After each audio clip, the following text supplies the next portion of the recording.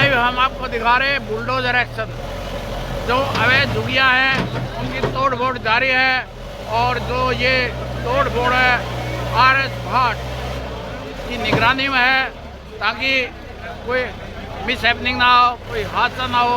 उसमें ध्यान में रखते हुए बहुत भारी पुलिस फोर्स यहाँ पे तैनात है, और सभी को झुग्गियाँ जो तोड़नी है वो खाली करवा दी गई है, और जो रहती है वो करवाने लग रहे हैं। तो मैं आपको दिखा रहा हूँ, लाइव आपको दिखा रहा हूँ, आप देख सकते हैं।